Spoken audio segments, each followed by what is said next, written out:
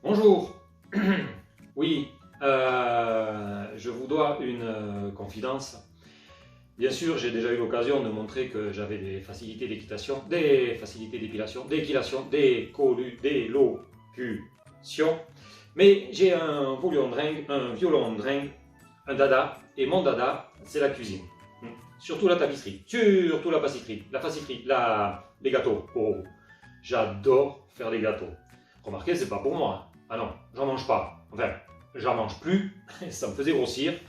J'ai arrêté à temps. Non, c'est pour le plaisir d'en faire ou d'en offrir. Oui, je fais des crêpes par exemple. Ah, mais pas n'importe quelle crêpe. Non, je fais des crêpes kinalesni, des tinaleski, des kaninesni, des... Non mais, c'est un mot polonais, alors bon bref. Je passe sur les détails et j'en arrive aux proportions. Alors là, c'est très simple. Retenez 3. 3 comme les 3 de Gibraltar. Qu'est-ce que ça veut dire ça? Non, enfin, 300 tonnes, 300 grammes de farine, 3 quarts de litre d'eau, 3 œufs et 3 cuillères à beurre de bouche fondue. 3 cuillères à bœuf, 3 ou de l'huile. Comme ça, vous n'avez même pas à faire fondre le... C'est toujours ça de gagner. Alors, je défais Marilyn. Je délaie je défais ma farine, pot à pot dans de l'eau, peu à peu dans d'eau, peu à peu dans du lait. C'est meilleur dans du lait.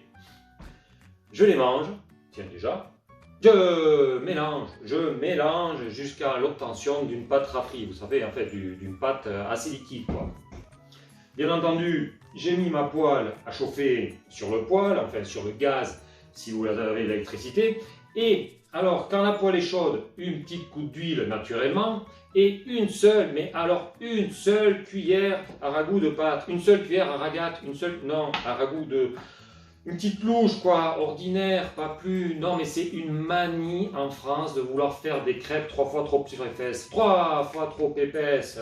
Enfin, les crêpes, une dentelle, toute fine. Ah, oui, j'oubliais, c'est à ce moment-là que vous laissez tomber en pluie quelques graines de raisin rosin. On a toujours sur nous quelques raisins roquins, hein, ou des fruits confits si vous ne trouvez plus les raisins. Mais alors, hachez frais, hein, hachez frais. Ah, oui, le moment venu. Alors, hop, vous attrapez la poêle par la queue, comme ceci. Quoi la poêle? Oui, le manche. Non, mais j'ai senti que vous me regardiez, ça m'est revenu tout de suite. Alors, hop, alors là, c'est très facile à faire, mais il ne faut pas se laisser distraire. D'un coup sec du poignet, vous lancez les deux, vous lâchez la poêle et vous laissez tomber la crêpe. Oui, enfin, vous lancez l'une, vous lâchez l'autre et vous ramassez la pâte, quoi. Enfin, vous massacrez la pâte.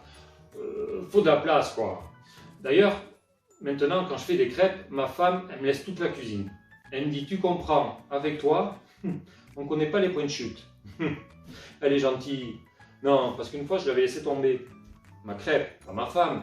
Elle n'était pas cassée, je l'ai ramassée et je l'ai remise bien à poil, ma femme. Ma foi, non. Alors, oui, quand vous en avez une bonne cinquantaine, vous les mettez à refroidir sur un plat rond comme les crêpes quand elles sont réussies et vous les badigeonnez de marmelade, de purée de fruits, puisque c'est le but de la recette. Vous voyez, c'est à la portée d'un enfant. Et vous mettez l'enfant au four, lentement au four. Au moment de servir, un peu de sauce sucrée par-dessus, et c'est tout. Enfin, c'est tout. Non, parce que c'est quand même des crêpes à la confiture. Ah oui, puis c'est ça l'originalité de la recette, c'est des crêpes à la confit, des crêpes à la tonfi. Moi, je mets du chocolat. Et c'est aussi bon, hein. Enfin, vous, si vous n'aimez pas le chocolat, mettez de la confiture.